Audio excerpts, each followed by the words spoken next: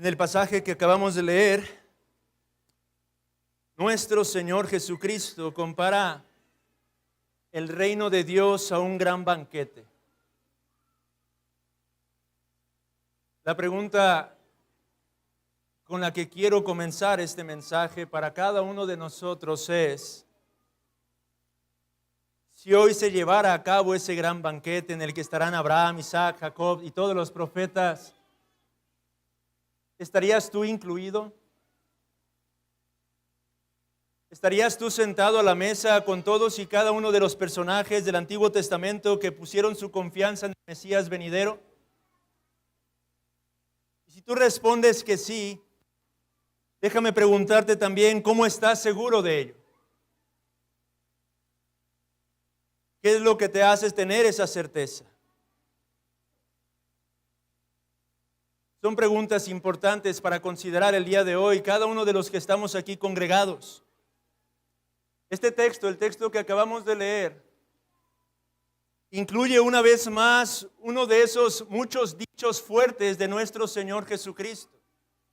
Dichos duros, dichos que salen de los labios del tierno y amante Salvador y Pastor de las almas, con el propósito de advertir y amonestar a aquellos que son expuestos a estas palabras. Ya anteriormente Lucas ha señalado algunos de estos dichos, como aquella ocasión en la que nuestro Señor Jesucristo señaló diciendo: fuego vine a echar en la tierra, ¿y qué quiero si ya se ha encendido?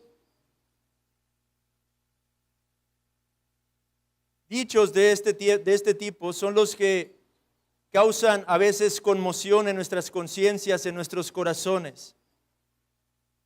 Pero de todos esos dichos, amados hermanos, creo que en este pasaje se encuentra el más fuerte de los que pronunció nuestro Salvador, hermanos.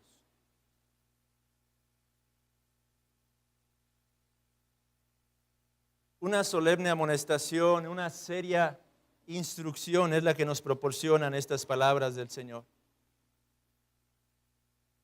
El contexto en el que Él pronunció estas palabras nos lo presenta Lucas.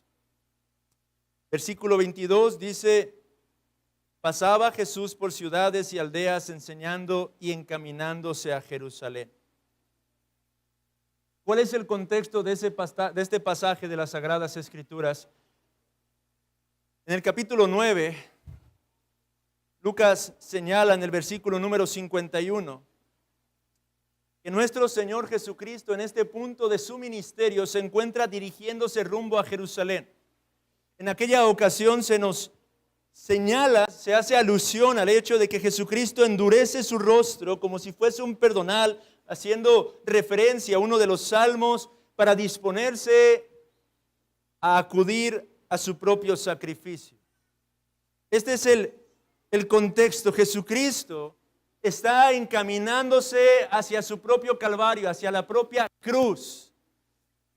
Y en medio de ese viaje, de ese camino, Él sigue proclamando la verdad, Él sigue proclamando el Evangelio, Él sigue instruyendo, enseñando por donde quiera que pasa, llamando a los hombres al arrepentimiento, llamando a los hombres a considerar su estado de condenación, su necesidad de volverse de sus pecados y poner su confianza en el Mesías. Este es el contexto en el que se encuentran estas palabras, hermanos. Y en esas circunstancias, Lucas nos dice en el versículo número 23 que hay una persona, no se nos dice quién fue, un hombre, una mujer, no lo sé, alguien, quien le hace una pregunta a nuestro Señor Jesucristo. ¿Cuál fue esa pregunta? La pregunta es: Señor, Kyrios, ¿son pocos los que se salvan? ¿Qué respondería usted a esa pregunta, hermano? ¿Qué es lo que usted y yo podríamos responder a una pregunta como esta? Señor, ¿son pocos los que se salvan? ¿Qué cree usted? Si alguien en el evangelismo, en el centro, amado hermano, le hiciera esta pregunta, o quizás se la ha hecho ¿Son pocos los que se salvan? ¿Qué clase de respuesta tendríamos que ofrecer? Ciertamente este mundo caído vive con una mentalidad de que todos, o la gran mayoría al menos, serán salvos. A menudo en el hecho de enfermedad, en el hecho de muerte, las personas simplemente están esperando cuando esa enfermedad los ha llevado a través de un proceso sumamente doloroso. Suelen decir, lo mejor es que muera para que deje de sufrir. ¿Qué es lo que está implícito en esas palabras? Bueno, estará bien después de haber muerto, se salvará, estará en la gloria, estará en la presencia de Dios. Ya todo cesará, todo sufrimiento, todo dolor acabará con su muerte. Cuando su corazón deje de latir, cuando deje de respirar, entonces y solo entonces podrá tener paz. La implicación entonces detrás de palabras como estas, de pensamientos de este tipo en este mundo caído, es que la gran mayoría puede esperar salvarse. Y eso seguramente es lo que nos gustaría a muchos. Al menos es lo que a mí me gustaría pensar. Pero no es lo que la Escritura dice, hermanos.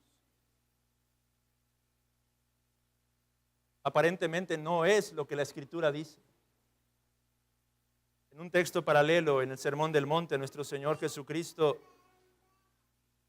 dijo las palabras siguientes. Mateo capítulo 7. Entrad por la puerta estrecha, porque ancha es la puerta y espacioso el camino que lleva a la perdición, y muchos son los que entran por ella. Porque estrecha es la puerta y angosto el camino que lleva a la vida, y pocos son los que la hallan. En estas palabras, nuestro Señor Jesucristo esclareció un poco más este asunto, pues hizo un contraste entre dos puertas. Una de ellas es muy ancha, es muy espaciosa, dice el Señor, y son muchos los que entran por esa puerta. La otra es estrecha, es angosta, y pocos son los que ingresan por ella. En el Antiguo Testamento, en los días de Noé, se nos enseña que la iniquidad de la humanidad llegó al colmo y que por esa causa Dios llevó a cabo un juicio. Y el texto nos enseña que en medio de la gran cantidad de personas que habitaban la tierra en aquel entonces, solamente Noé, junto con su esposa, sus 3 hijos y sus 3 nueras, fueron salvos. Así que, ¿qué responderíamos cada uno de nosotros, hermanos? Bueno, podemos ver lo que respondió nuestro Señor Jesucristo el día de hoy. Porque tras esta pregunta, en el versículo número 24, las palabras que pronunció nuestro Salvador fueron: esforzaos a entrar por la puerta angosta, porque os digo que muchos procurarán entrar y no podrán. Si usted observa, Jesús no está respondiendo explícitamente a la pregunta. Él comienza a abordar un aspecto particular. Ahora, según algunos comentaristas, se cree que en aquel entonces había un consenso general entre los rabinos. Los rabinos de la época tenían un consenso muy general con respecto a quiénes serían salvos. Mando una porción de un texto titulado o llamado Sanedrín. En su capítulo 10, párrafo 1, leemos lo siguiente. Los rabinos creían y decían esto: todo el pueblo judío tendrá una parte en el mundo venidero. Pues está escrito, y citan Isaías 60:21, y tu pueblo, todos ellos serán justos, para siempre heredarán la tierra, renuevos de mi plantío, obra de mis manos, para glorificarme. Y sigue diciendo aquel documento: y estos son los que tienen parte en el mundo venidero. Los que no tienen parte, en el mundo venidero. Aquellos que dicen que no hay resurrección de los muertos, y aquellos que consideran que la Torá no procede del cielo. Fin de la cita. El punto con esta cita que he compartido es simplemente enfatizar el pensamiento de los hombres en los días de nuestro Señor Jesucristo. Los judíos consideraban que todos y cada uno de ellos, con algunas pocas excepciones de algunos cuantos pecadores, serían salvos. Pero nuestro Señor no responde directamente entonces a esta pregunta. Podríamos decir que más bien calla ante aquello que es inútil en este punto y pasa a hablar de lo que es esencial. Él convierte esta pregunta de un asunto de falsa confianza nacionalista en un asunto de suma urgencia. Porque Él simplemente señala, hay una sola puerta y esta es sumamente estrecha. Y créanme, pueblo, muchos procurarán entrar y no podrán. ¿Qué quiere decir con estas palabras? Yo no creo que nuestro Señor Jesucristo está enseñando aquí que habrá grandes multitudes deseando ser salvos y que serán completamente excluidos. No creo que es lo que enseña el texto a la luz de todo el consejo de las Sagradas Escrituras. No podemos imaginar que hubiera una gran cantidad de seres humanos tratando de ser salvos, buscando ser salvos desesperadamente de la ira de Dios y de su propio pecado, y que sin embargo Dios simplemente los va a excluir de la salvación. Esto no es lo que enseña el texto. Pero a la luz de todo el contexto, lo que sí está enseñando es que habrá muchos que presumen la misericordia al tiempo que rechazan arrepentirse, y al final verán que terminarán siendo dejados fuera. Esto es lo que está enseñando el pasaje. Esto es lo que Jesús estaba haciendo, confrontando a estos hombres cuyo pensamiento estaba en el hecho de que ellos creían que por ser judíos, cada uno de ellos gozarían de la salvación, al tiempo que rehusaban arrepentirse de sus pecados y seguían viviendo en contra de la voluntad de Dios. Él está hablando de los muchos cuya confianza es vana y fútil, de los muchos que practican una mera religiosidad externa, de los muchos que creen tener una relación con el Dios vivo y verdadero por diversas cosas externas que aplican, que llevan a cabo, pero que en última instancia sus corazones no han sido genuina y verdaderamente transformados por la obra de gracia del Espíritu Santo.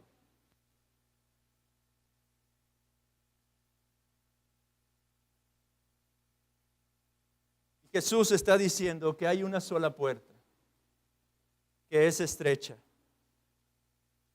y que esta puerta tarde o temprano se cerrará. Observe que continúa aclarando lo que él está tratando de decir en el versículo 24 por medio de una pequeña especie de parábola, versículos 25 al 27.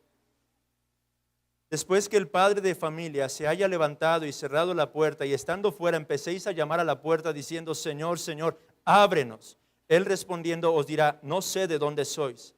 Entonces comenzaréis a decir, delante de ti hemos comido y bebido y en nuestras plazas enseñaste. Pero os dirá, os digo que no sé de dónde sois, apartaos de mí, todos vosotros, hacedores de maldad.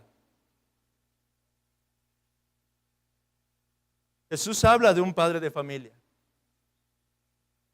Un padre de familia responsable, que entra en su hogar y cierra la puerta para proteger a los suyos. Pero de pronto introduce a un grupo de personas que llegan y comienzan a abrir tras haber visto que la puerta se cerró. Comienzan a tocar, comienzan a llamar y comienzan a decir, Señor, Señor, ábrenos.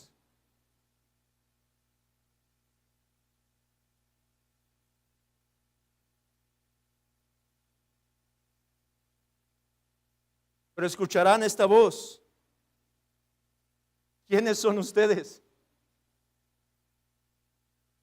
No tengo ni idea de quiénes son, de dónde vienen, qué hacen tocando a mi puerta, quiénes son. Y ellos insistirán argumentando, oh Señor, ¿no te acuerdas de nosotros? Comimos contigo, bebimos contigo, enseñaste nuestras plazas. ¿Cómo que quiénes somos, Señor? Y una vez más, el Señor dirá, no sé de dónde sois. Ahora, ese énfasis no es casual. Señor, Señor. Es un hebraísmo para enfatizar que ellos argumentan haber tenido familiaridad, intimidad con este Señor. Ellos están argumentando haber conocido, haber tenido cierta comunión con Él. Por eso es que siguen diciendo, contigo comimos, contigo bebimos, tú enseñaste en medio de nosotros. ¿Cómo que quiénes somos? Lo que agrava el punto, hermanos. Porque no se trata de personas ignorantes acerca de la verdad. No se trata de personas que desconocían las Sagradas Escrituras. No se trata de personas que jamás escucharon acerca de la vida, muerte y resurrección de Cristo en un sentido. Se trata de personas familiarizadas de forma cercana con las verdades de la palabra de Dios. Se trata de personas religiosas, personas que quizá adoraban domingo tras domingo. Y decían, profesaban tener una relación con Cristo. Pero el mismo énfasis es el que manifiesta Cristo para rechazar que los conocen, porque 2 veces repite en el pasaje, obsérvelo, no sé de dónde sois, final del versículo 25. Y una vez más, versículo 27, os digo que no sé de dónde sois. Vosotros afirman familiaridad conmigo, pues yo afirmo que no los conozco.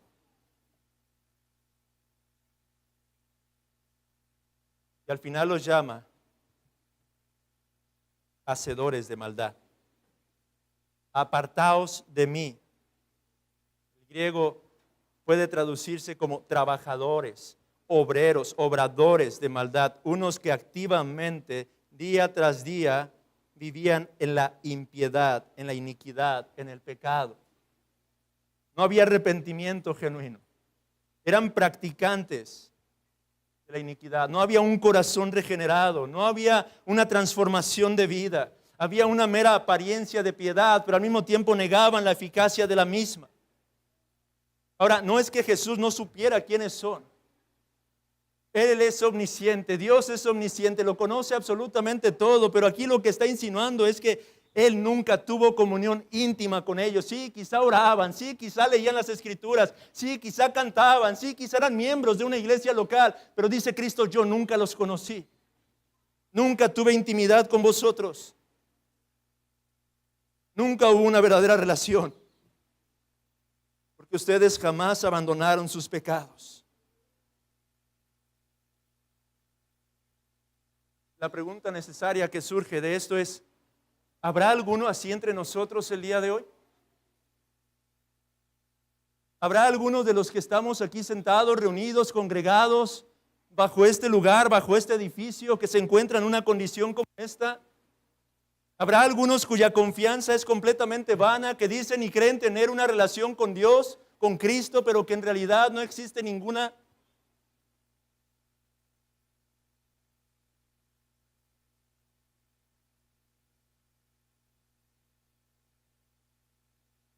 Tras estas palabras tan gráficas, el Señor pasa a mostrarnos la trágica pérdida de tales personas. Versículo 28.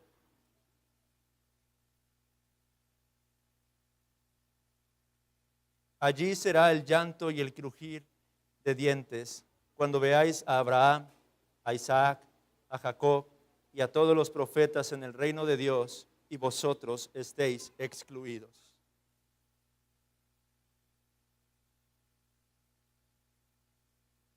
Esta imagen que ahora plantea nuestro Señor hace alusión al castigo eterno, hermanos. El lloro y el crujir de dientes lo señala también en Mateo 22:13, en el contexto de la fiesta de bodas, para señalar la perdición eterna de aquellos que no estaban vestidos apropiadamente, que no habían sido vestidos por la justicia de Cristo. Y lo vuelve a usar en Mateo 25:30 cuando aborda la parábola de los talentos, cuando deja evidente que no había frutos, que no había un verdadero cambio de vida, una verdadera transformación en las personas aquellas que decían tener una relación con el Señor y sin embargo tendrán que pasar toda la eternidad en ese lugar de tormento eterno, el infierno. El infierno es real. Cristo habló una y otra vez acerca de este lugar. Y lo que está diciendo o lo que está anunciando en estas palabras es el destino que le depara a aquellos que argumentan o creen tener una relación con Dios cuando no es la realidad. Aquellos que simplemente profesan una religiosidad externa y se engañan a sí mismos y pretenden engañar a Dios y a los hombres. Cristo nos está conduciendo a echar un vistazo a la miserable condición en la que se encuentran ahora mismo muchas de las almas que ya han partido de este mundo para enfrentarse con la eternidad en sus propios delitos y pecados. Y hay dos respuestas distintas que menciona el Señor Jesucristo que serán expresadas en aquel día. Quiero comenzar primero explicando la segunda. Allí será el llanto y el crujir de dientes. ¿A qué se refiere Jesús con esto? ¿Qué es lo que está transmitiendo con estas palabras? Un predicador dice que hay grados en el infierno, como habrá grados en el cielo. Pero aún cuando estuviésemos en el grado menor en el infierno, esto mismo causará realmente una condición de miseria por toda la eternidad, hermanos. No puede ser un consuelo para las almas el considerar que estarán en un grado menor en el infierno, en el lugar de tormento eterno. Pero lo que Jesús está diciendo es que de todos los que estarán allí, cada uno de ellos responderán de una de dos maneras ante ese tormento, ante esa circunstancia, ante ese juicio que será interminable. Algunos crujirán sus dientes. Y esto no es algo que el Señor está tomando como una invención. Hay un salmo que nos da luz acerca de lo que esto significa, el Salmo 112. Este salmo, el Salmo 112, describe, según el título no inspirado que le pone la traducción de la Reina Valera, la prosperidad del que teme a Jehová. Y el Salmo habla acerca de la bienaventuranza de aquellos que han puesto su confianza en Cristo, en su Salvador. Menciona el carácter de un hombre que ha sido regenerado. Es un hombre que teme al Señor, dice por ejemplo. Es un hombre que se deleita en los mandamientos de Dios. Es un hombre que será bendito en la tierra. Es un hombre cuya justicia permanecerá por todas las edades. Es un hombre caracterizado por la clemencia y la misericordia. Es un hombre gozo, desprendido, no interesado en las cosas materiales. Es un hombre sabio. Es un hombre que no resbalará jamás, que es firme y que no tendrá temor del hombre. El Salmo describe a este hombre justo. Dicho sea de paso, es Cristo por excelencia y todos los que están unidos a Él por la fe. Pero observe cómo concluye este Salmo en el versículo número 10.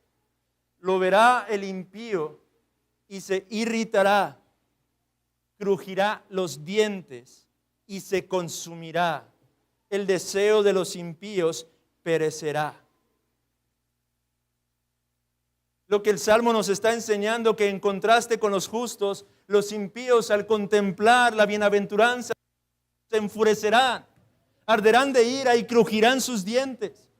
Al igual que con Esteban cuando estaba siendo martirizado o antes de ser martirizado, mientras él estaba proclamando la verdad de Dios. En Hechos 7:54 se nos dice que la reacción de los fariseos fue que se enfurecieron en sus corazones y comenzaron a crujir los dientes en contra de él. ¿Qué significa todo esto, amados hermanos? Que en el infierno habrá algunas personas que estarán permanentemente enfurecidas en contra de Dios y su pueblo, crujiendo sus dientes, señalando al Todopoderoso: ¿cómo te has atrevido a ponerme en este lugar?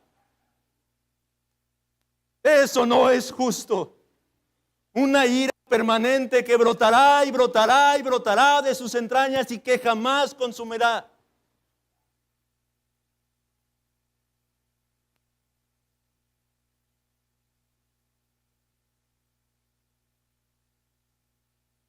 Pero también Jesús dice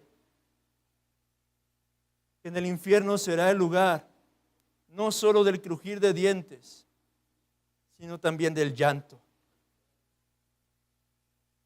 Y observe cómo define un diccionario la palabra griega que se traduce aquí como llanto. Dice, se trata de un dolor amargo que surge de un sentimiento de absoluta desesperación y que suele ser acompañado de gritos provocados por un dolor emocional incontenible. De manera que mientras algunos crujirán sus dientes ardiendo de ira en contra del Hacedor de todas las cosas, acusándolo de injusticia, otros no podrán hacer otra cosa sino lamentarse y lamentarse y lamentarse. En un dolor que no cesará. Un dolor que afectará absolutamente todo su ser y que es incontenible. Oh pueblo de Dios.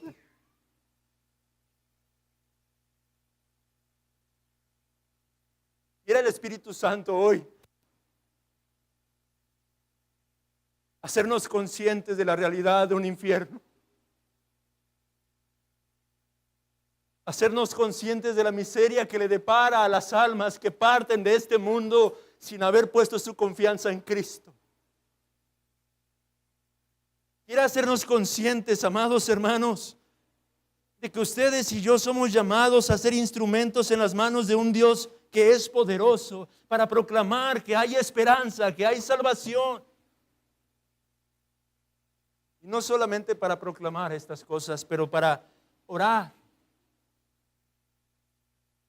continuamente, orar sin cesar, como manda la Escritura. Y quiera el Espíritu Santo hoy despertar la conciencia de aquellos que están sin Cristo entre nosotros, recordándoles la fragilidad de su existencia aquí y ahora. Y es que, amigo, hoy puede ser el día en el que te despiertes de pronto, enfrentándote a este tormento. ¿Y cuál será tu reacción?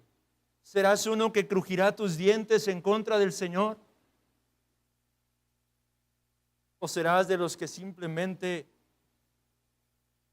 expresarán su sentir a través de un llanto incontenible?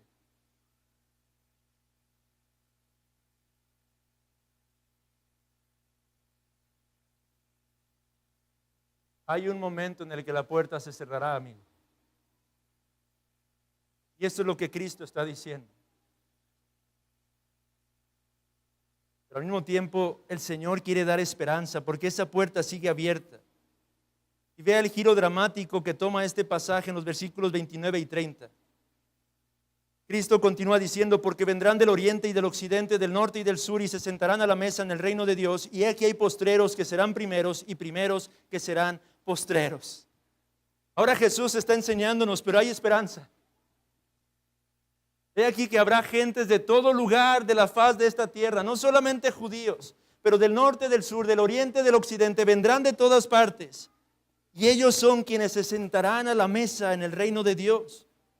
Porque he aquí que hay postreros que serán primeros. Jesús está confrontando la mentalidad judía en esos momentos. Él está diciéndoles, pueblo, dejen de poner su confianza en su vana religiosidad. Y entiendan que si no se arrepienten, hay gran cantidad, multitud de gentiles que estarán sentados a la mesa en el reino de Dios, mientras que ustedes estarán siendo dejados fuera. Esto es lo que está diciendo el Señor Jesús.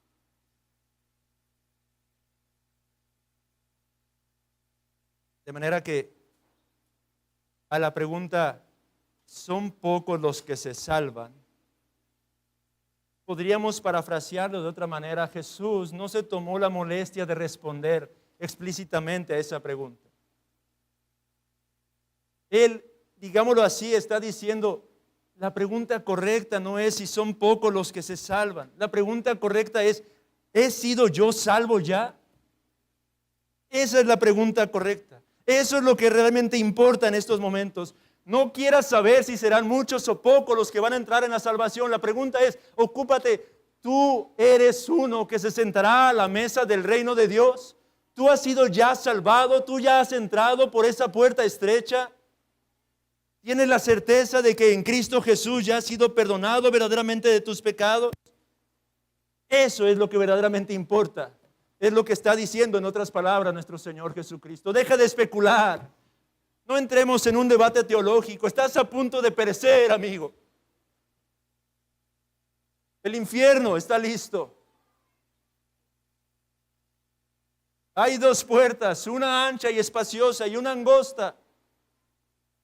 Deja de preguntar cuántos son los que serán salvos y considera más bien si tú vas a entrar o no por la puerta angosta.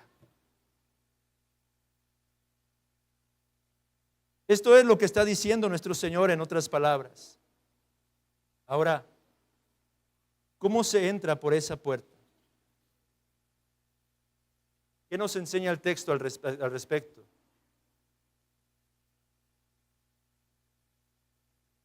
Y eso nos lleva al último punto de mi bosquejo. Y al mismo tiempo nos regresa al principio del texto. Tras haberle hecho esa pregunta a aquella persona de quien ignoramos su identidad, Jesús dijo en el versículo 24, esforzaos a entrar por la puerta angosta. Esforzaos.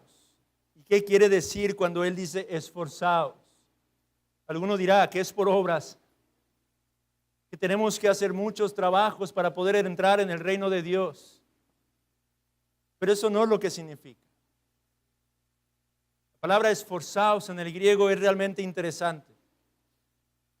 La palabra esforzaos en este texto es agonizome, una palabra compuesta que viene de agón, que significa lucha, pelea, contienda, batalla, combate, pero que tiene un énfasis particular. Agonizome se puede traducir como una especie de lucha intensa, pero más propiamente hablando, de ahí es de donde se deriva nuestra palabra agonizar. Cristo está diciendo agonizar por entrar a la puerta angosta. Es necesario que agonicen si es que quieren entrar por ella. Y es que la vida cristiana es una que se inaugura con la agonía y continúa con una especie de agonía hasta que el Señor nos lleve a la gloria. ¿Qué referimos con esto? La vida cristiana se inaugura con la agonía de un alma que es convencida de sus propios pecados, de sus muchas iniquidades. La vida cristiana comienza cuando un hombre, una mujer, un joven, un niño, una niña es consciente de su propia miseria, de su propia condición.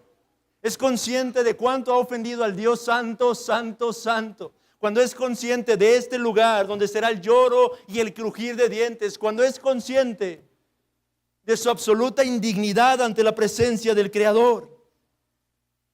La vida cristiana comienza con la agonía de aferrarnos a la cruz de Cristo como nuestra única esperanza. Cuando eres despertado a todas estas condiciones, miras al mismo tiempo la cruz. Y lo único que puedes hacer es agonizar y aferrarte a ese madero, aferrarte a los pies de Cristo, considerar que no hay absolutamente nada digno en ti mismo, pero que en Cristo tienes esa esperanza. Es sujetarte, asirte de las manos del Señor y decirle: Señor, no me voy a soltar. Señor, sé que no tengo fuerza alguna, pero no te voy a soltar. Señor, he aquí que me has mostrado mi pecado. He aquí que sé y soy consciente de la miseria que me depara a causa de mis muchas ofensas y transgresiones en tu contra.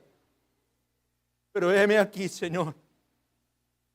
En ti deposito solamente mi esperanza.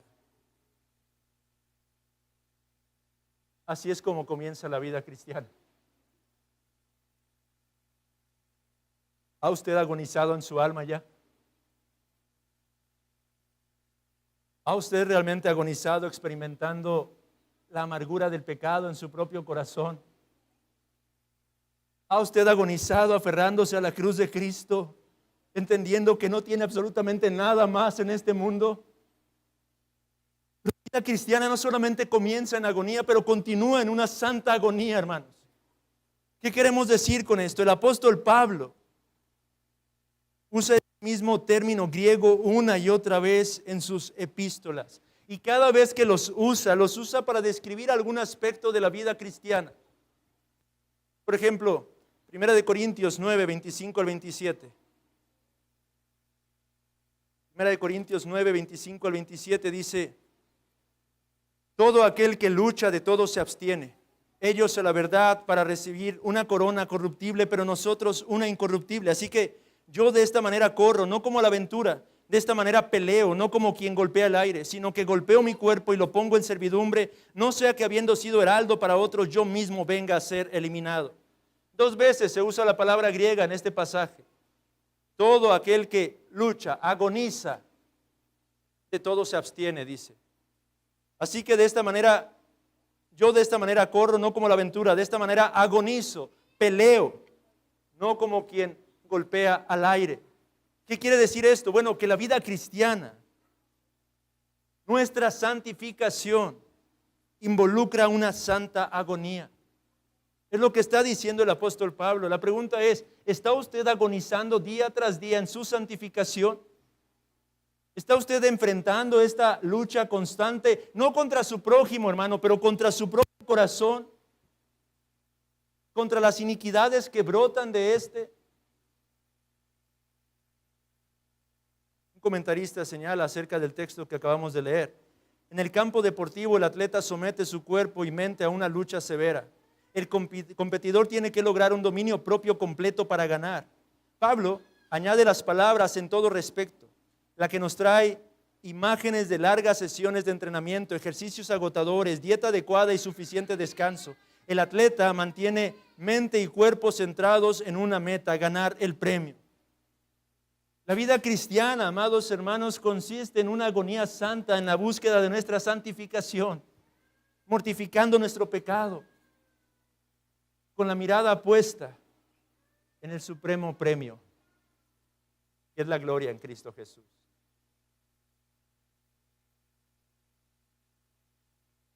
Segundo lugar, en 1 Timoteo 4, versículos 9 y 10, Pablo vuelve a emplear esta palabra.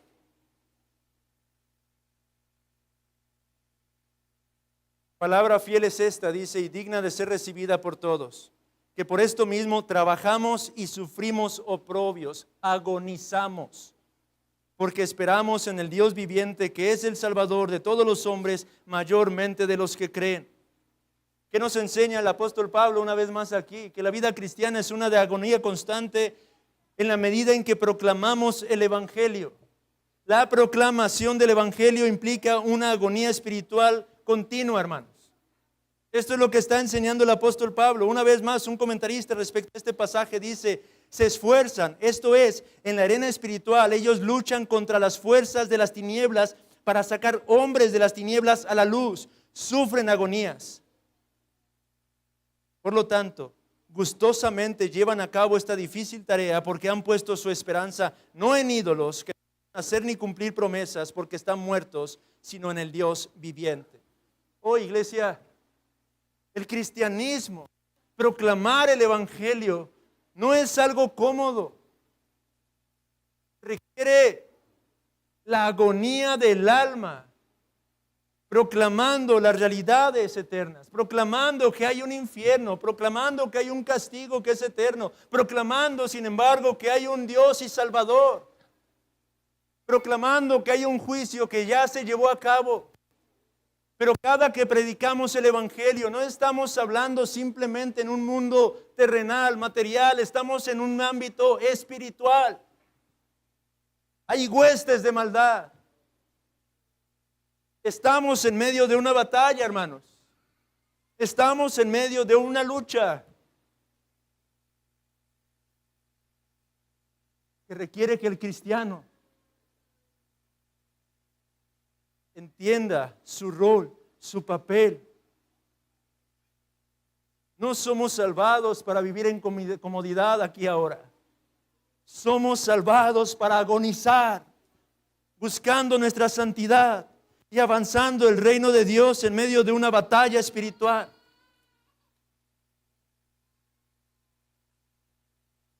En tercer lugar, en la misma carta de Timoteo, capítulo 6, versículo 12, y en segunda de Timoteo 4, versículo 7, el apóstol Pablo usa una vez más la palabra para darle el mismo sentido.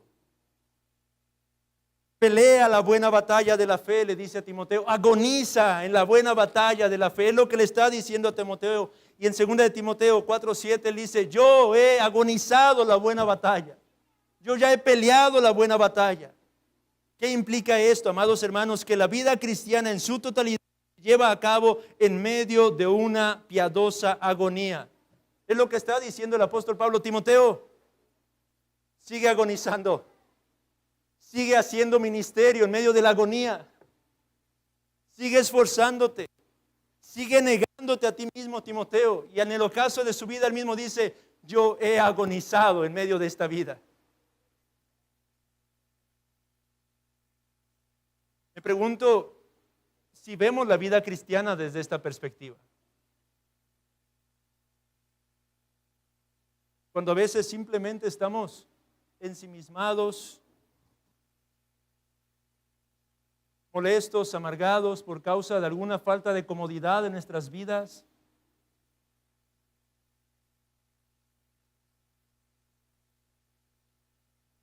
En cuarto lugar, la carta a Colosenses, y vamos a ver estos dos últimos en la carta a Colosenses. Colosenses capítulo 1, versículo 29.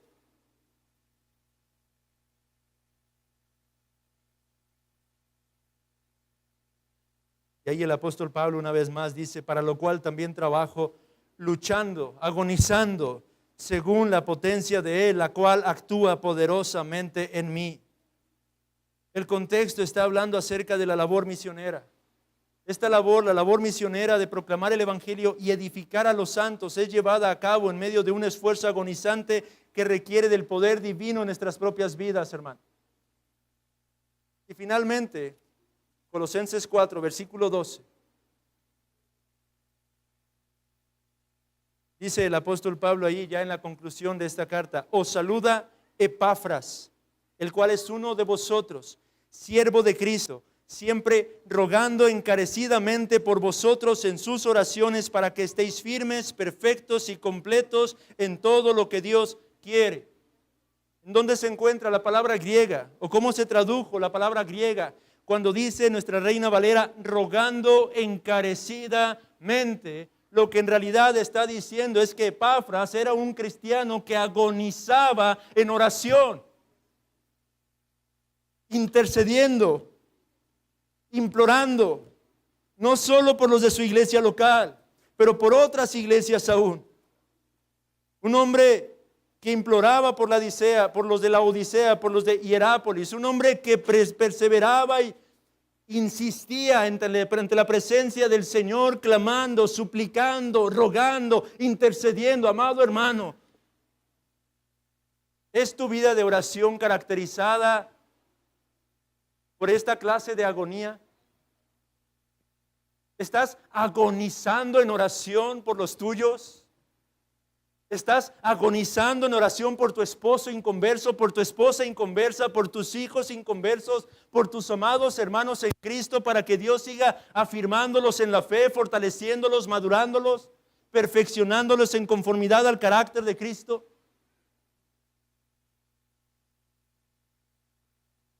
Esta es la verdadera oración, hermanos. Esta es la clase de oración a la que somos llamados los cristianos. Por eso Cristo Jesús dice, agonizaos en entrar por la puerta estrecha. No se trata de un esfuerzo carnal. Se trata de un agonizar en la medida en que morimos a nosotros mismos. Porque esto es lo que implica el llevar a cabo todas estas cosas que he ido enunciando o enumerando a través de las palabras del apóstol Pablo. Se trata de morir a nosotros mismos. Se trata de darle muerte al yo. dar paso a la vida espiritual, de dar paso a la obra del Espíritu Santo en nuestros propios corazones. Se trata de tomar nuestra cruz día tras día, como Jesús lo enseñó, negándonos a nosotros mismos, yendo en pos de Él. En eso consiste la agonía, en el hecho de dar muerte a nuestro propio yo, en la medida en que se le da vida al nuevo hombre que ha sido creado en nosotros en Cristo Jesús.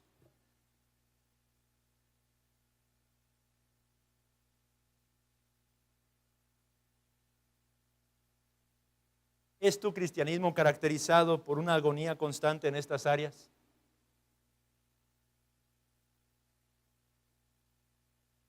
Oh, amado hermano, en este punto no estoy hablando de aflicciones físicas terrenales. Estoy hablando de la agonía que implica el mortificar nuestra carne, el mortificar nuestro pecado, el mortificar nuestro orgullo, el mortificar nuestro egoísmo, el mortificar nuestra idolatría, el mortificar nuestro anhelo por las cosas materiales por encima de las cosas celestiales, el mortificar esa tendencia de nuestra naturaleza caída.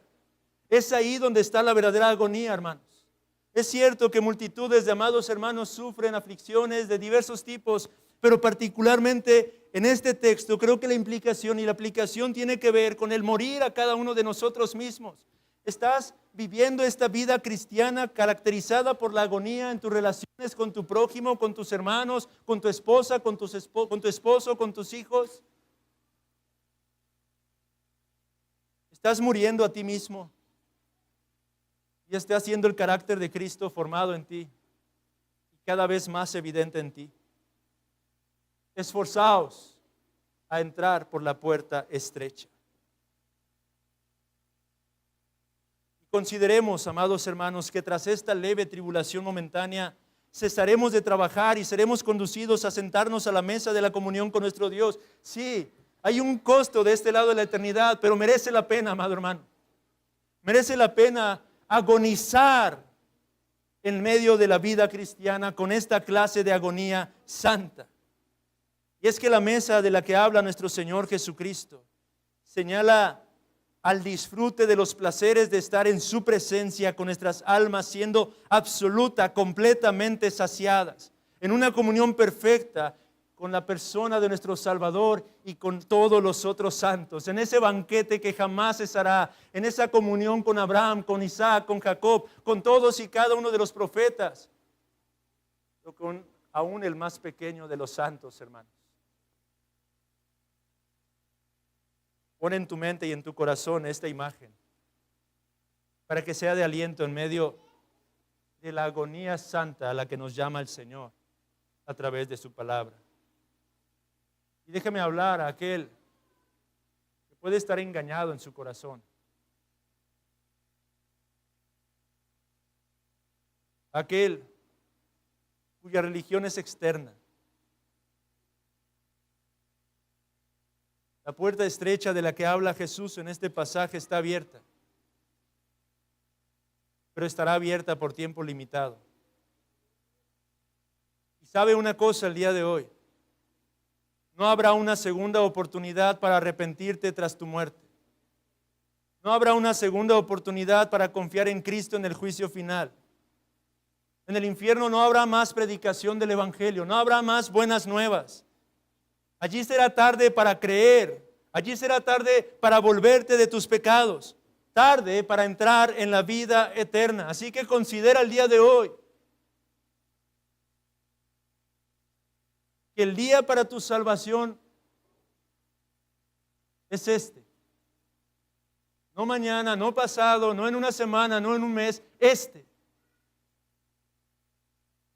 Este es el día en el que tienes que despojarte de tu hipocresía, de tu religiosidad. Este es el día en el que tienes que finalmente hacer a un lado todo orgullo. Reconocer y confesar que quizá has vivido una vida de autoengaño, que has querido aparentar durante años y años quizá, algo que en realidad no ha ocurrido en tu corazón. Pero es mejor que lo hagas aquí y ahora, antes de que esa puerta haya sido cerrada y escuches las palabras, no sé de dónde eres. El texto hoy nos recuerda que podrás decir, Señor, Señor, yo participé de la mesa, yo participé de los sacramentos, yo era miembro de una iglesia local. Pero Él te dirá, no te conozco. Así que arrepiéntete el día de hoy. Y ve a Cristo. Abandona tu sentido de justicia propia. Abandona tu confianza en los méritos religiosos. Y acude a la persona y obra de Cristo. Sufre esa agonía el día de hoy. Entra por la puerta estrecha. Para aquellos que se reconocen inconversos entre nosotros, aquellos que saben que no están en Cristo, aquellos que saben que están muertos en sus delitos y pecados, a ti te digo, deja de preguntarte si muchos o pocos serán salvos, pero escucha el día de hoy el llamado y la implicación. Lo que tienes que entender es que hay una puerta, eso es lo importante. Es cierto que es angosta, pero hay una puerta y eso es lo glorioso. Triste y lamentable sería si la Biblia nos enseñara que no hay absolutamente ninguna clase de esperanza, pero Cristo hoy nos recuerda que sí la hay. No es que haya muchos caminos que te llevan a la salvación, pero hay un solo camino, hay una sola puerta. Pero deja de excusarte o quejarte diciendo, pero ¿por qué solamente una? Y maravíllate ante la realidad de que la hay, de que Dios en Cristo la ha establecido. Si acudes el día de hoy con humildad, en arrepentimiento y fe, créeme, no porque lo digo yo, sino porque está escrito, que podrás entrar y sentarte a la mesa con Abraham, con Isaac, con Jacob, con todos los profetas. Por eso, oh joven, amigo, niños, escuchen hoy las palabras. El texto nos asegura que de todo lugar de la faz de esta tierra vendrían y serían incluidos. Esto involucra este sitio, esto involucra este lugar, esto involucra este país, esta ciudad, este estado. Así que el texto te invita a ti, te llama a ti, pero requiere que te reconozcas pecador y que experimentes y enfrentes la agonía que esto implica. Ven a Cristo el día de hoy. Ven a Cristo. Ahora, ¿cómo es esto posible? Y con esto concluimos. ¿Cómo es esto posible? ¿Cómo es que pecadores indignos como nosotros podemos tener acceso ante esa gloriosa mesa y ser sentados para tener comunión con cada uno de estos hombres santos de la antigüedad, pero particularmente, especialmente y por sobre todas las cosas, tener comunión con el Dios Santo? ¿Cómo es posible esto? Esto es posible, hermanos, porque es Cristo mismo quien experimentó la más grande de las agonías. La agonía que usted y yo somos llamados a experimentar no se compara con la agonía que Jesucristo tuvo que sufrir para hacer posible que existiese esta puerta angosta, sí, pero una puerta para salvación. En Lucas 22:44 se nos describe la lucha intensa que nuestro amado Salvador tuvo que enfrentar, tuvo que experimentar cuando estaba en ese Getsemaní, clamando, implorando ante la presencia de su Padre, consciente de lo que él tendría que enfrentar en un momento más. Y Lucas describe, y estando en agonía, oraba más intensamente y era su sudor como grandes gotas de sangre que caían hasta la tierra. Oh, amados hermanos, la verdadera agonía la experimentó Cristo. Él sufrió los dolores del infierno en su propia alma y cuerpo. Él tuvo que enfrentarse a la ira de su Padre. Él tuvo que cargar sobre sí mismo con nuestras iniquidades y transgresiones. Y por causa de ello fue molido y castigado. Y esa es la causa por la que existe una puerta. Esa es la causa por la que usted y yo podemos ser salvos. Esa es la única razón por la que usted y yo, a pesar de experimentar un tipo de agonía, esta agonía es una agonía santa. Una agonía que purifica, una agonía que vivifica, una agonía que hace bien al alma, una agonía que nos conforma cada vez más y más al carácter de Cristo y que nos afirma más y más en la realidad de la eternidad que nos espera, hermanos. Cristo sufrió. Cristo sufrió. Cristo agonizó. Para que nuestra agonía no tenga que ser como su agonía. Dice la letra de este precioso himno que a menudo entonamos: a un hombre en agonía vi, sufriendo en una cruz. Su dulce vista en mí clavó y allí permanecí. Y tal mirada de pasión jamás olvidaré. Culpable por su muerte soy, mas él enmudeció. Y siempre quiero recordar la mirada de pasión herida por mi bien. Y hoy su gloria cantaré, su eterno puro y puro amor, pues el Cordero en mi lugar murió. Oremos a este Cordero que agonizó para rescatarnos a nosotros de las terribles agonías del infierno. Quiera hoy por su Espíritu hacer eficaz su palabra en los corazones.